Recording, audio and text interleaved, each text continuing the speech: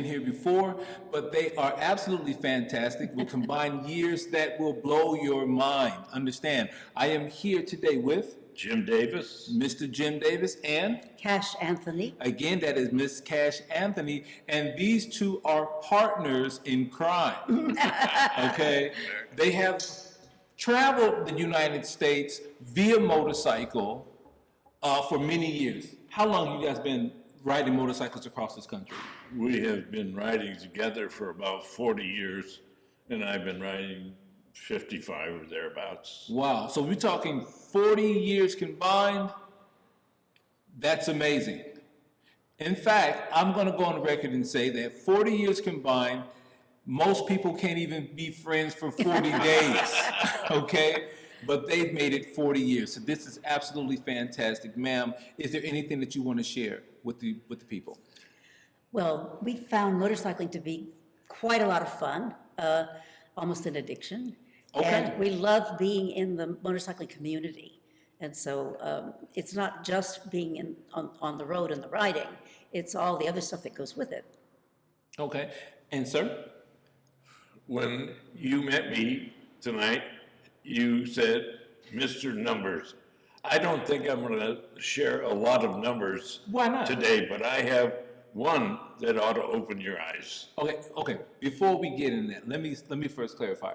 I love numbers. Oh, Yep. Okay, demography is something that is very unique to sociology, right? I'm a social scientist. So we are always looking at numbers. We always want hard facts. We always want hard data. So your expertise in that is absolutely fantastic for Okay. us.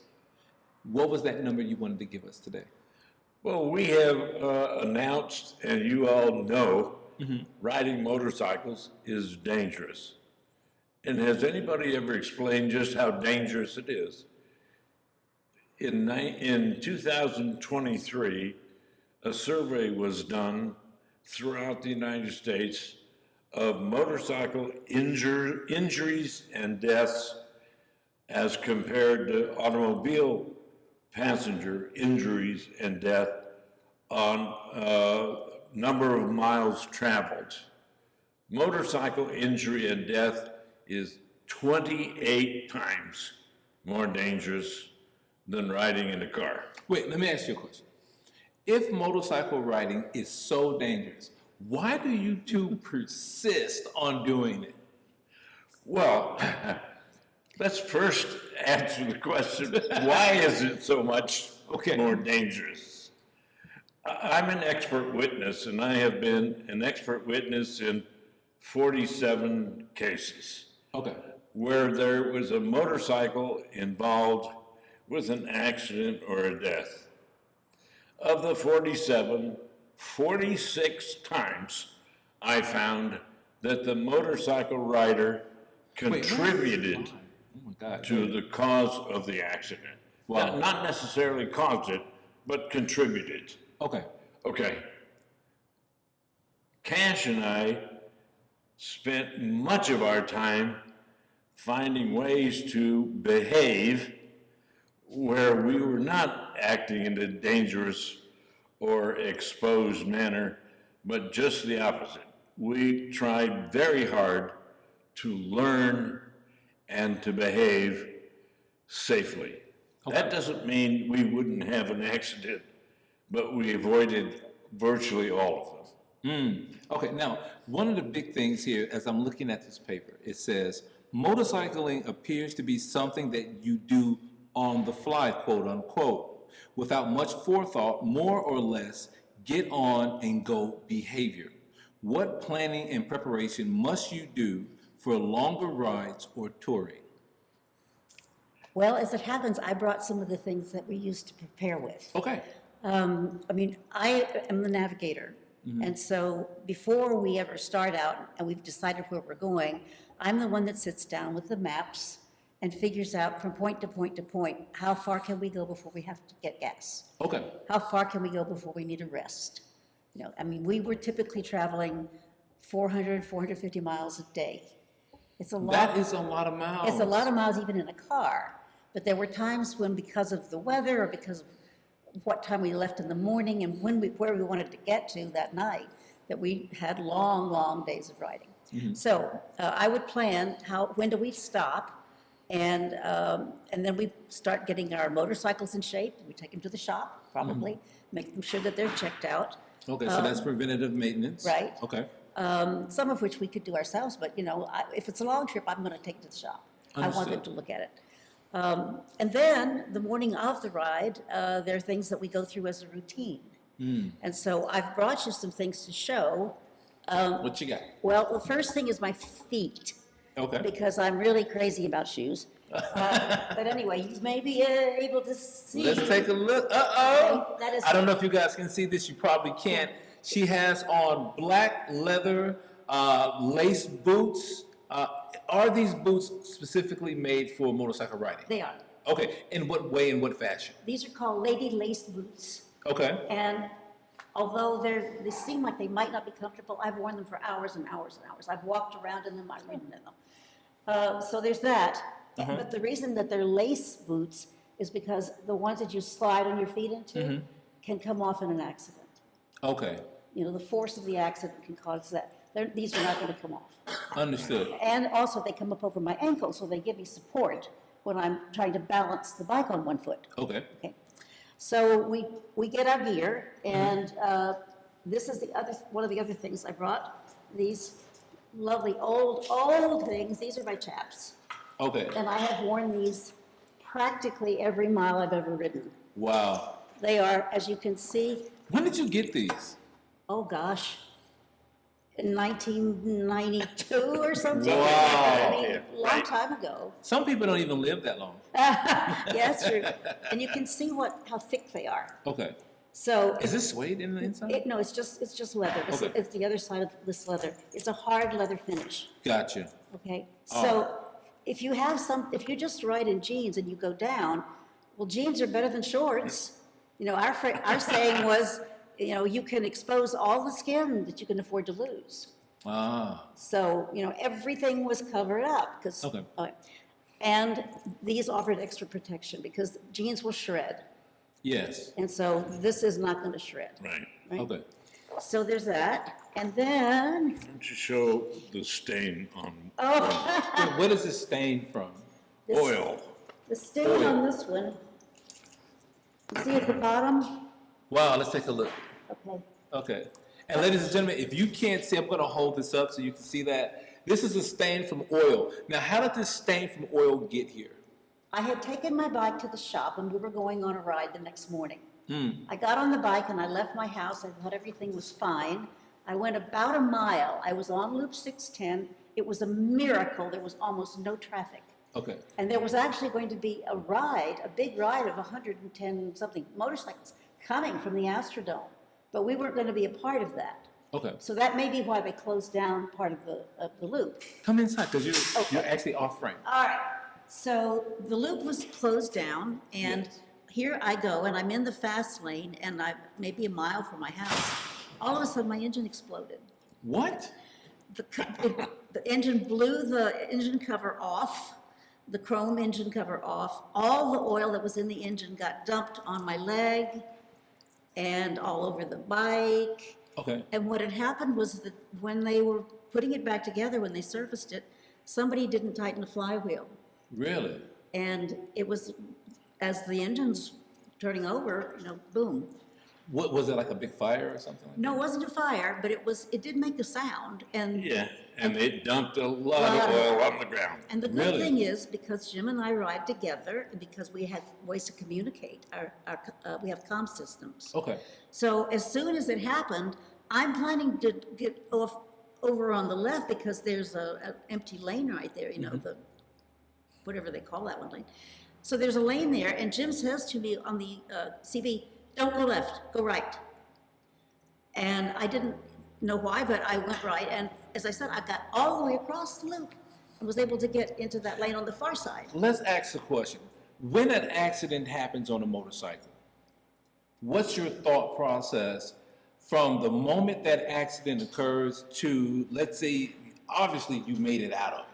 Yeah, and the bike had no power, so Okay. I had to get across those lanes with no power. So he said it to me fast enough that I was still, drifting on the motorcycle. Okay. And so I was able to just turn and get it to go over 2-3 lanes before it quit. So that was an interesting morning. And you have to appreciate that there was oil dripping on the ground.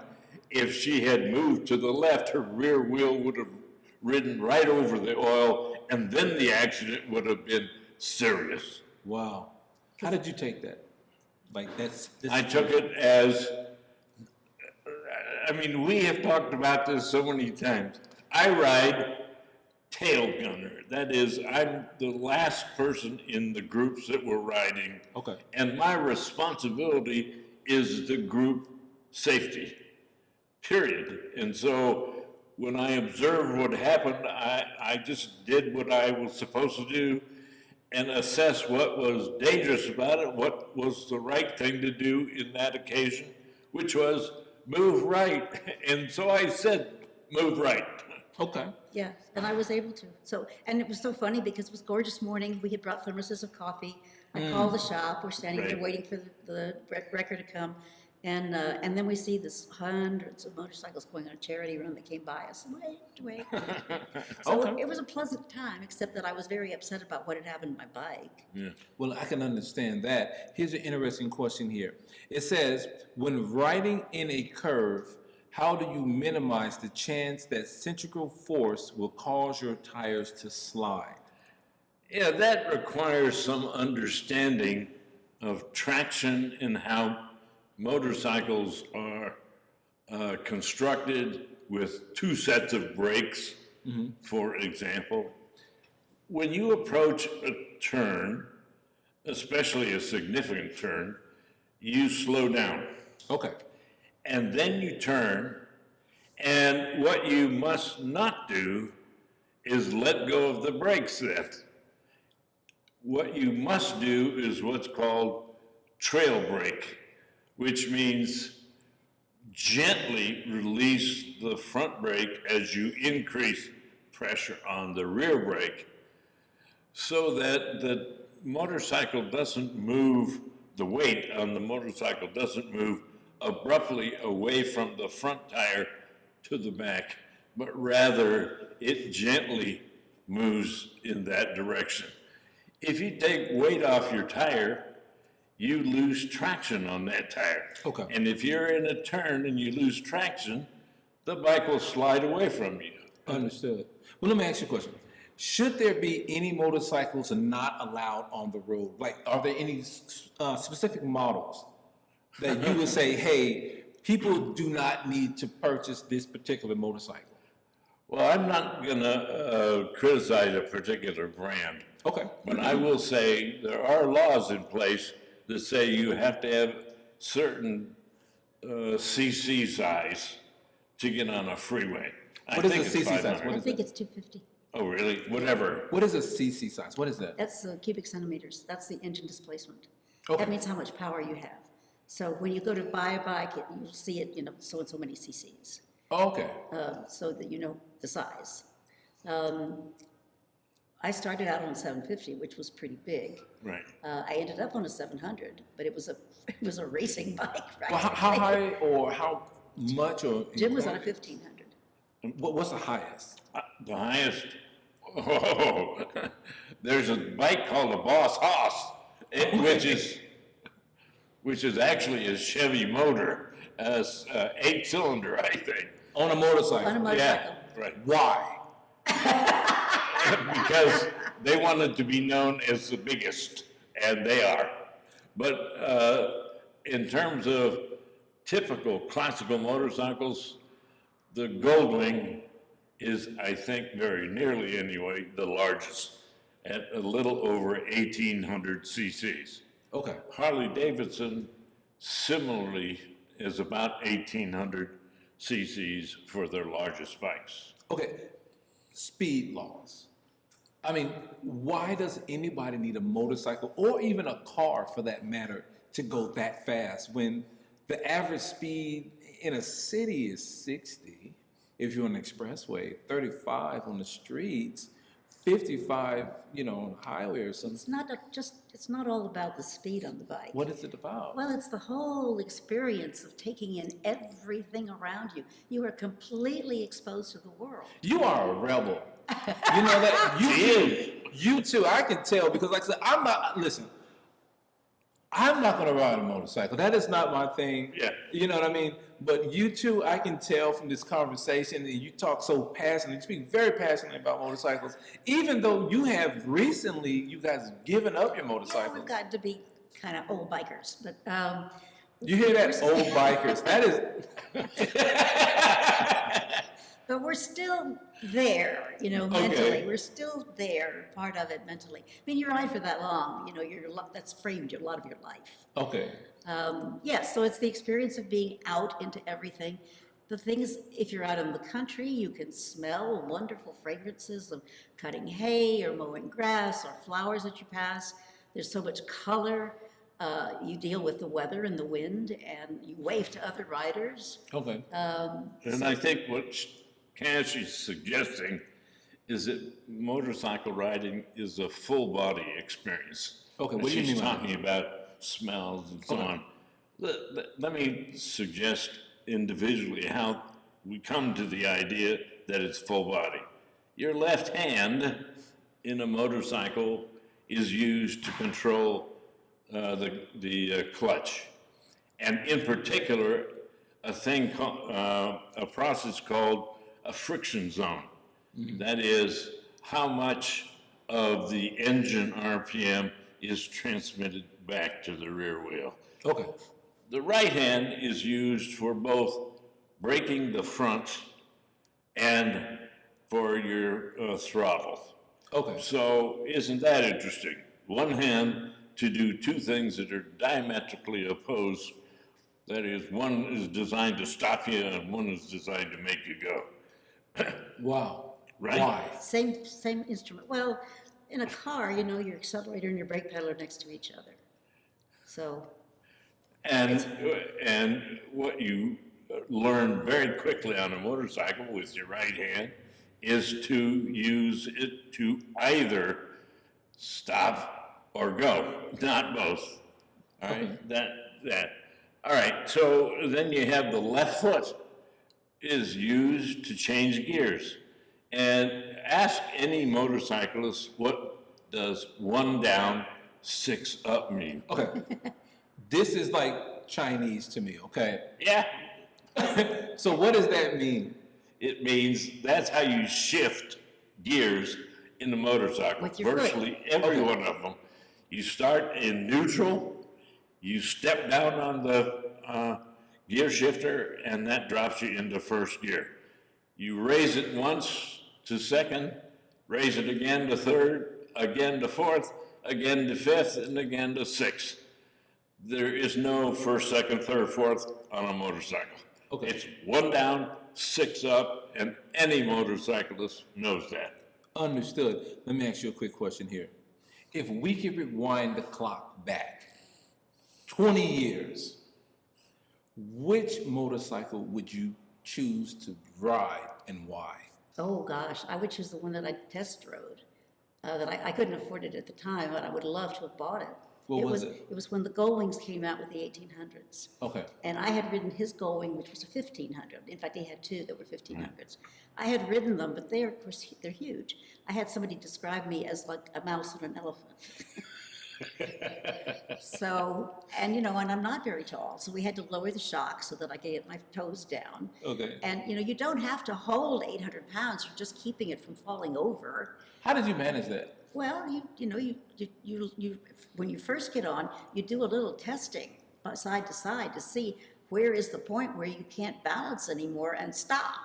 Okay. All right, so you've done that. But I would have gotten the 1800 because when I test drove it, the balance on it was perfect. And Jim said, I took it out to a parking lot, and the first thing I did was make this little tight U-turn. No, a figure eight. Oh, figure eight. Right. Never blinked an eye. It was made for me. Wow. And it had enough power that you never had to worry about it stalling when you were, the engine was going to keep running. So it wasn't like some of the small bikes that would stall out if you weren't going fast enough. What about you, sir? Yeah, I bought the bike that I wanted at that time. It was a Goldwing 1500, and I was perfectly satisfied with that. Let me just go further with what she's talking about. Okay. On an 1800, the balance for her was just perfect. And where was that balance? When I talk about full body experience in your chest, in your crotch, in your knees against the motorcycle, the idea that a motorcyclist rider is anything like an automobile driver is vastly oversold. That's not true at all. Okay. A motorcycle, when it enters a curve, for example, unlike a car where a driver is forced to the side, a motorcyclist feels in their whole body, especially their crotch, that they are heavier. And it feels absolutely normal. It assures you that you are doing right, that you have your motorcycle under control. It's a whole body experience. I like the way you put it into this like holistic thing. You know what I mean? Where people can not only just see the fact that, hey, this is a motorcycle, it's pretty cool, but at the same time, this motorcycle kind of in time defines your existence. I like that feng shui, zen, Yeah. yin and yang thing that you got going on here. That's something. We're talking on the way here today about Cash having been 7 years the boss, if you will, of a lady motorcycle riding group. And when she stepped away from it and turned it over to another woman who appeared to be knowledgeable and fully capable of doing her thing, she had no idea how to keep the motorcycle group together and aware of what is important, and that motorcycle group disappeared. 7 years was natural for somebody like Cash, who really understood what she was doing. Now, listen. I was go going to finish, ahead. sorry, I was going to finish answering your question about Okay. preparing. Okay. Okay, so I showed you my chaps and, what happened, but this coat I pulled out because this is That the thing looks heavy. I wanted you to feel it. No, I cannot wear this. No, it is too heavy for me to wear. I have gotten used to the Texas heat. Yeah. So I don't understand. Okay, obviously this is for protection. For the viewers that are watching, this particular garment is heavily stitched. It does feel like it would be comfortable, and is it weather resistant? Oh, yeah. Well, Is this your favorite? it's my winter coat. This is winter. This is why I said a no-go for riding in Texas heat. Yeah, but I did end up wearing this all year round till I got my summer coat. Get out of Yeah. town. Well, it's just what you do. And it has padding. Okay, and I can see that. Yeah. The So shoulders, if you go down, elbows. you have padding the places that you're likely to hit. Okay. Okay. And there's an insert. There is also a fuzzy insert Right. you can put into Okay, it when it's ventilation. Yeah, no, there's for warmth. There's Oh. another jacket that goes inside this jacket Get out of here. and zips Okay. up. So it's kind of like a sweatsuit. Kind of. Yeah. Okay. Okay, so this, yes, it's heavy, but I wanted to show you something in particular that we and our group did, and as many people as we could convince to do it when we were Okay. teaching. And that is this little thing here. And you'll notice it's on the outside of the jacket. It's not going to come off, very unlikely to come off. Okay. Okay, this is my emergency contact information. Gotcha. So if I go down, especially if I'm not with the group and nobody knows who I am, or they've ridden off and didn't see that I went down, or whatever, it has my blood type, my cell number, it has medications. All of this is on the outside, and the reason I don't put it on the inside is because nobody would know that it's there Understood. if I'm down, and I certainly don't want to leave it on the bike. Okay, here's a question. Obviously, I'm guessing that you would advocate for all motorcycle riders to have some sort of identification tag. We actually Something. made them for many of our riding friends. Really? So I'm yeah. quite sure they appreciate that. Oh, absolutely. See, that's how I know. You are not. She's not ready to give up. You are not ready to give Oh, up. I You had. agree. She had to put the jacket on. Okay. I wanted you to see how, I mean, yes, this is a men's jacket because it's Okay. hard for women to find gear. Why? The motorcycle industry doesn't respect the fact that there's a lot of women riders. Most of the time when I used to sell motorcycles. Okay. Most of the time when there's a purchase and the person is in a family group, Mm-hmm. it's gonna be the wife that comes in and makes the decision to get the bike. Really? Yeah. Yeah. I mean, the man is gonna finally say, well, what do you think, honey? And she's gonna say, let's get it. Is that what happened to you? Oh, no. She's the boss. Oh wow. He found my first motorcycle, which Okay. had been sitting up in somebody's garage for years because the owner was a man who had a son that was getting old enough to ride. Yeah. And he did not want him to ride that bike. So he Why? put it away. Well, because I guess maybe the son's personality, whatever. Okay. So he put it away, and I don't know if the son even grew up knowing it was there. But anyway, Jim found it, and it was a wonderful bike. I could barely get on it because it was high. It was also, the center of gravity was high on it. So it wanted to tip over. So, I managed that, and I rode it for a long time, and it was a 750. It was a big bike. Right. But that's what I started on. Let me ask you a question. Are there any bikes you guys would not ride on? Sure. Oh, well, she answered pretty quick. Which one? Well, anything that's designed as a crotch rocket, I'm not likely to ride. All right, for those who are watching and don't know what a crotch rocket is, Mr. Davis, can you explain? Yes. A cruiser or a touring bike has something very similar to this dimension. The height of the center of gravity is 1/2 the distance between the front and the back wheel. Okay. That's a weight transfer ratio of 0.5. A crotch rocket has a higher center of gravity and narrower wheel size, typically about 0.55. And the difference is profound. If you stop a crotch rocket using your front brake maximally, you will get tossed over the handlebars. Really? Yeah.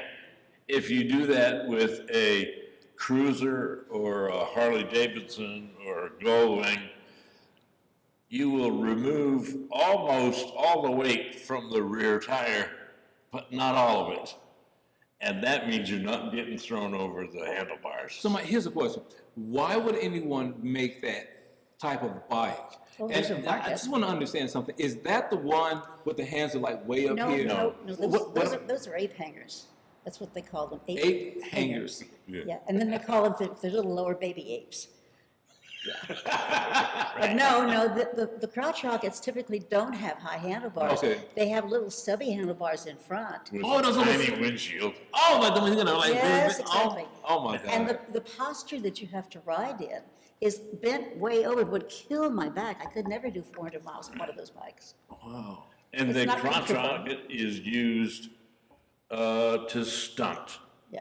to ride on the rear tire or to ride on the front tire only. Okay, so that's like, is that quote unquote a performance bike?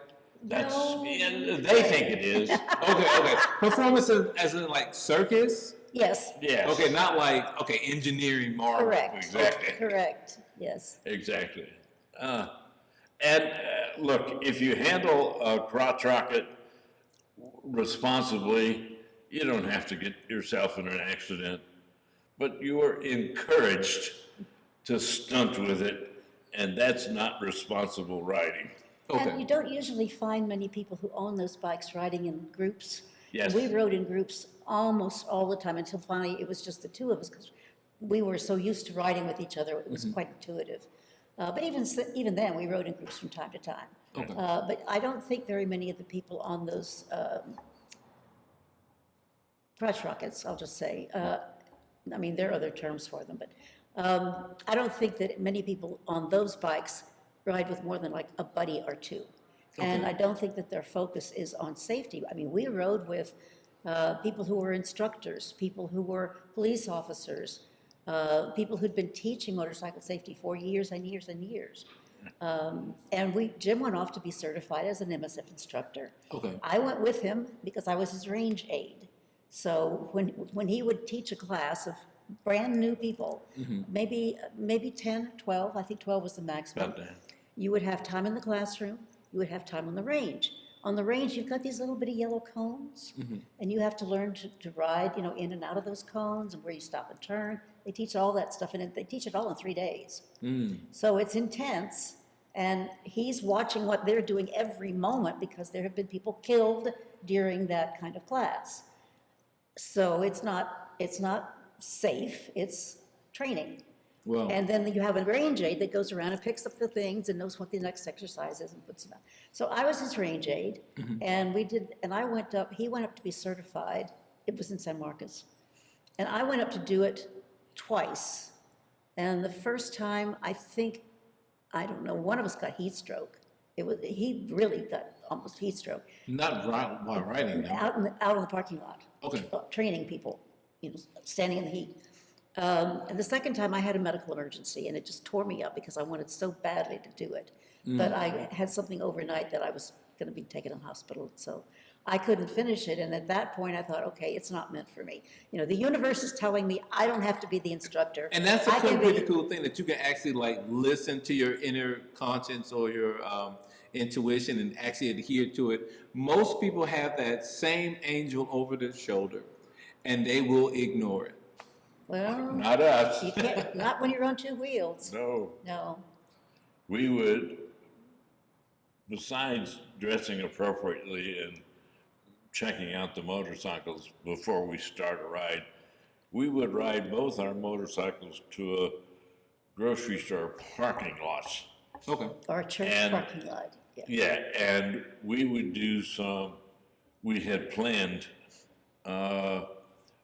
exercises that demonstrated to us that the motorcycle was properly designed, properly geared, that we were in control of it, and for example,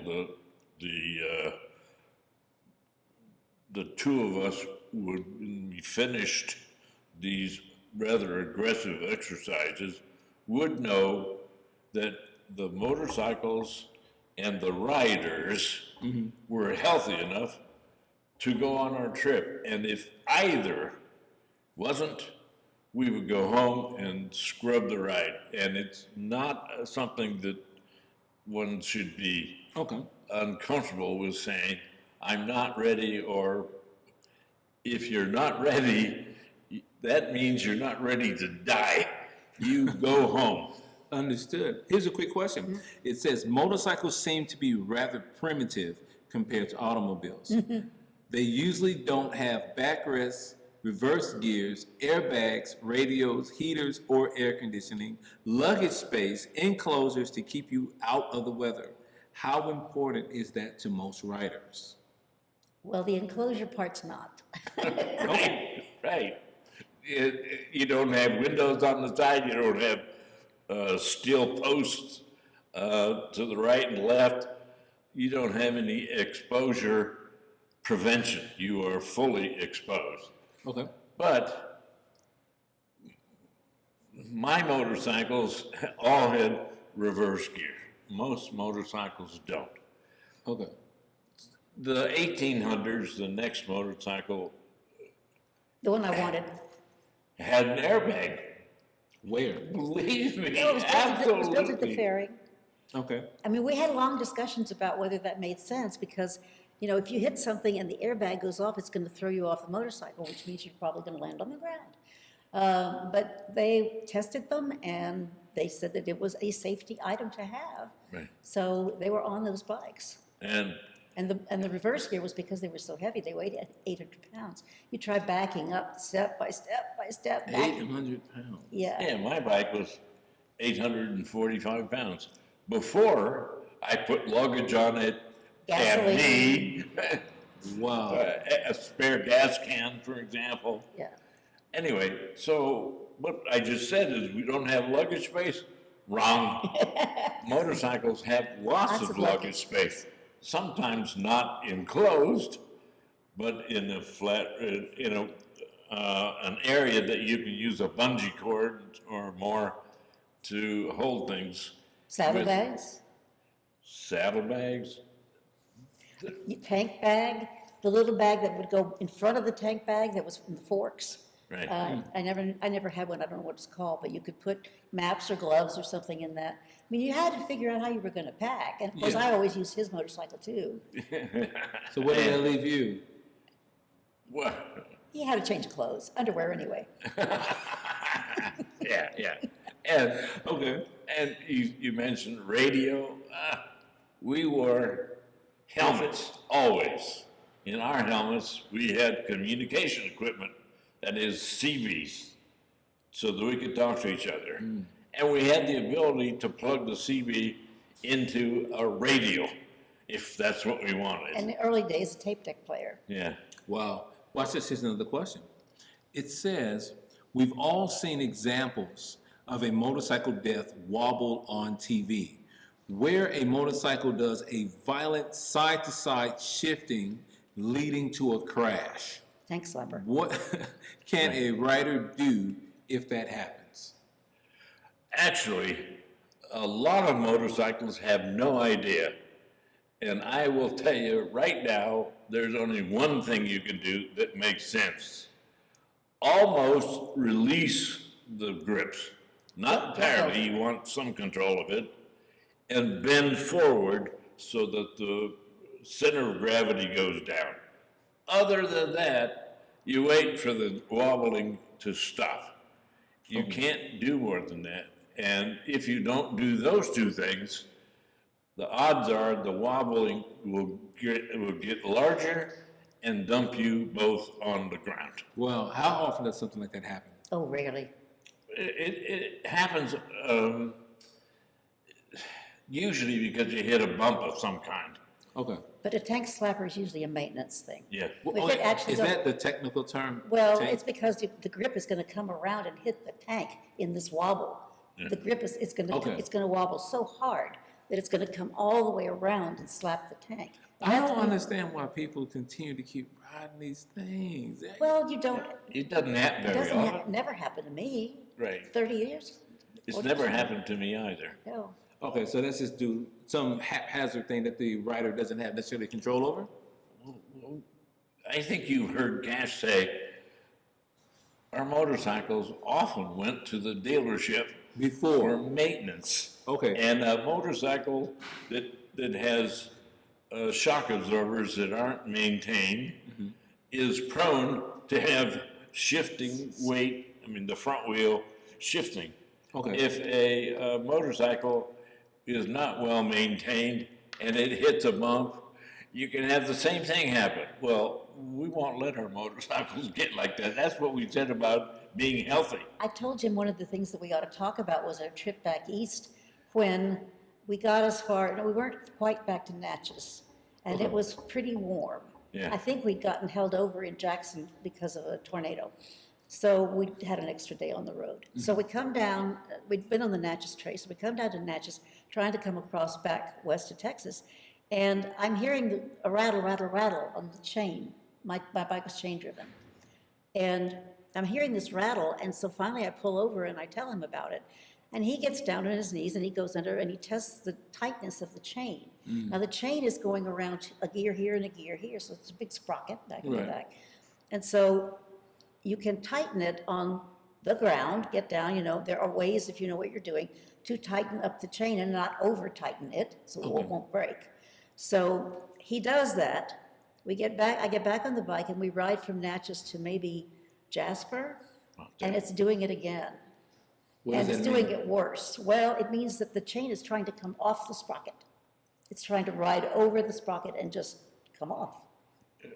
Which would be, and break, which would be really, really bad, because it would happen suddenly, I would have no power, I would probably be thrown off the bike, and I'm going at highway speed.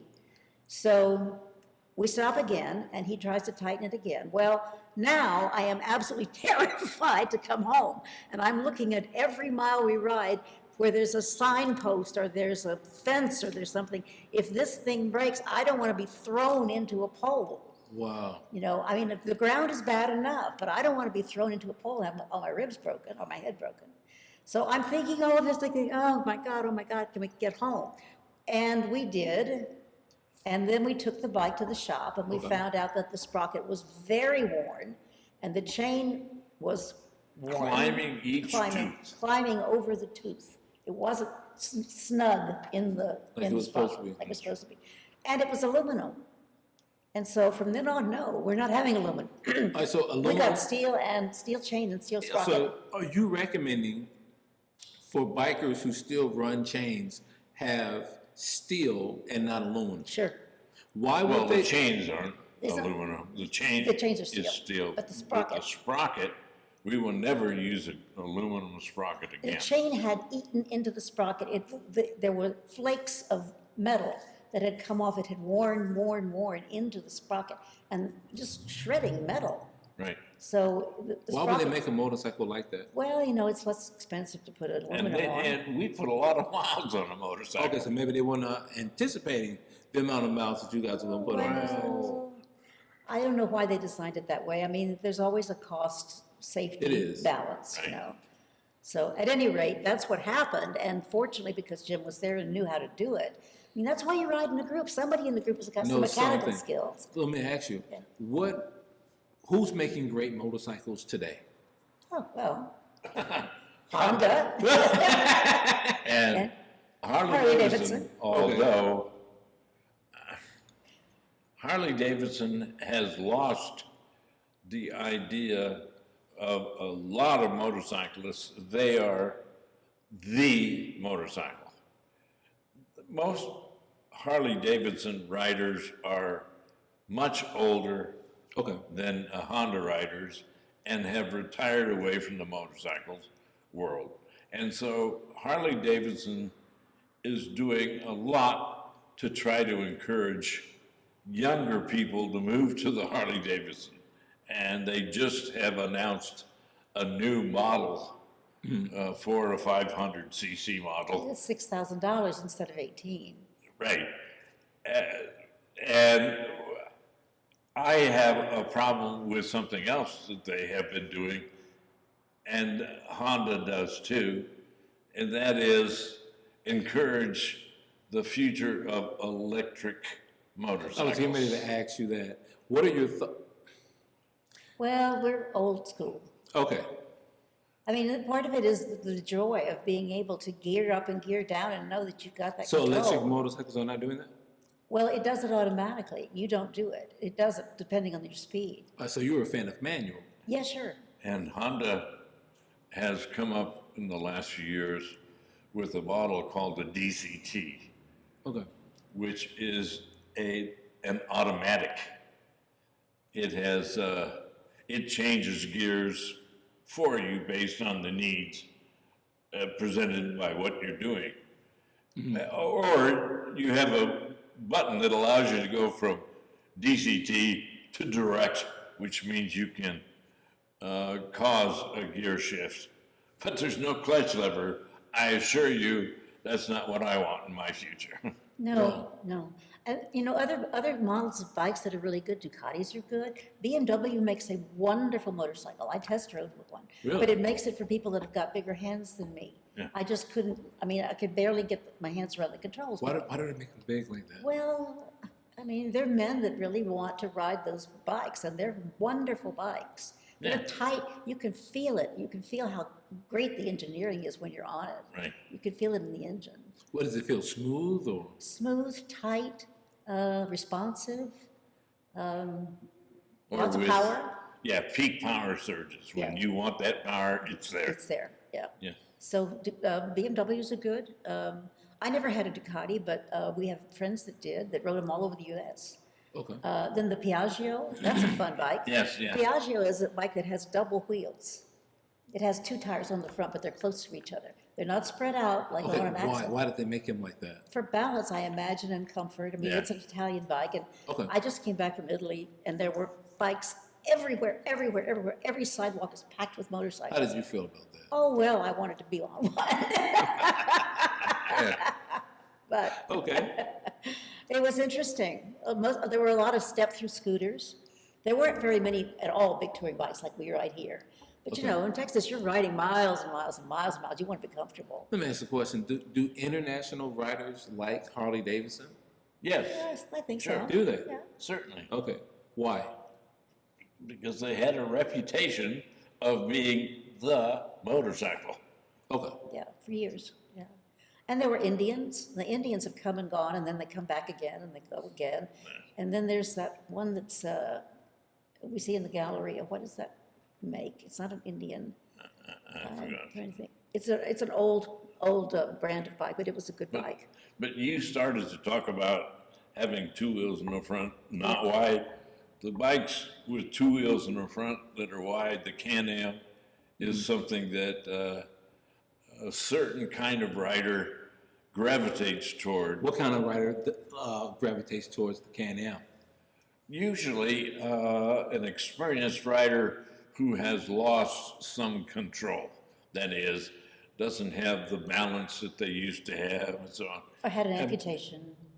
And a Can-Am does not steer like a motorcycle. It, Okay. no. I got on a trike once just to test All right, drive those it. are dangerous. Well, I mean, you have to be trained. Depends on how you ride them.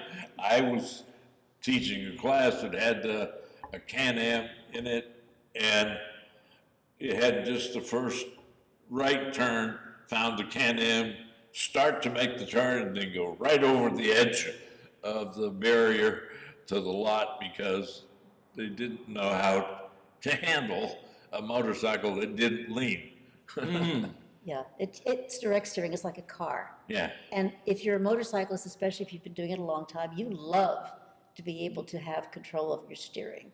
You love the way you lean. I mean, that's something that's part of the experience. Okay. Is that, you know, it's not that you make the bike lean. The bike leans because of the physics of the turn. Okay. But and what I said earlier about it's a full body experience. You lean with the motorcycle that leans, and that makes you feel a little heavier, but it makes you feel like you are, in fact, In part control. of the riding experience. Okay. And then I think what you were going toward was if you were in a curve and you are not the most experienced, how do you handle a tight turn? If you increase speed in a turn, what happens? Counterintuitively, the motorcycle leans further, not away, leans further. To the ground. yeah, Yeah, and it has to.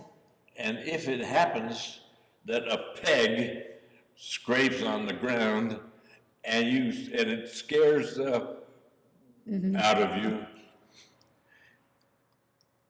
the thing you're to do is lean toward the peg, and that lifts the bike and avoids a crash. Wow. Because dragging a peg can actually throw the whole bike down. Yes. I mean, it's very dangerous. It's why when he's riding tail gunner and we're heading off somewhere, he is going to look at everyone's feet that are ahead of him to see if anybody left their kickstand out. Right. Because it's the same principle. The kickstand down, and you make a turn into it, and it's dragging. Guaranteed to be a deviation of It's some going to sort.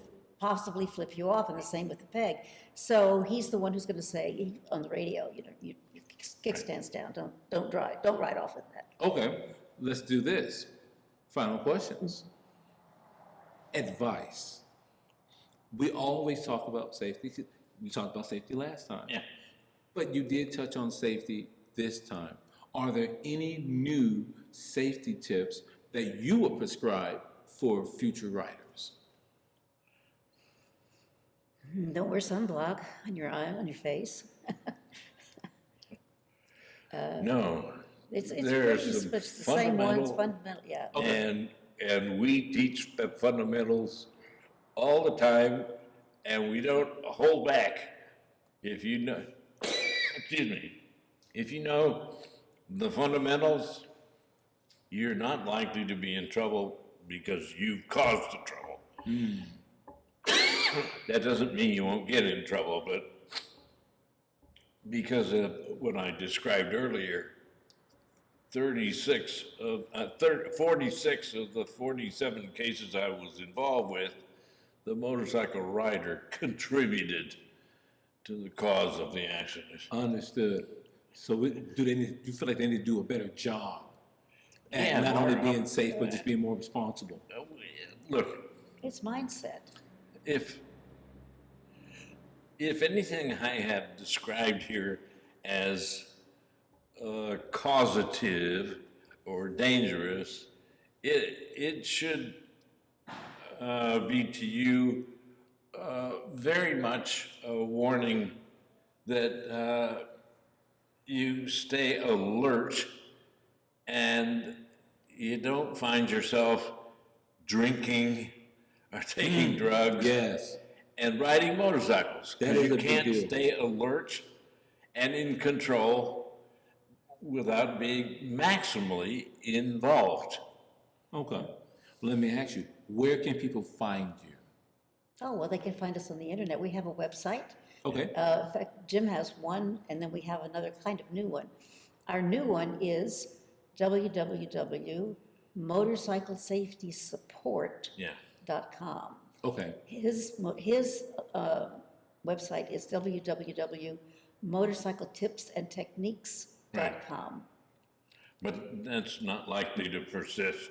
I mean, that website has had, 65 million visitors. Wow. And it was designed for desktops, not designed for telephone, iPhone access.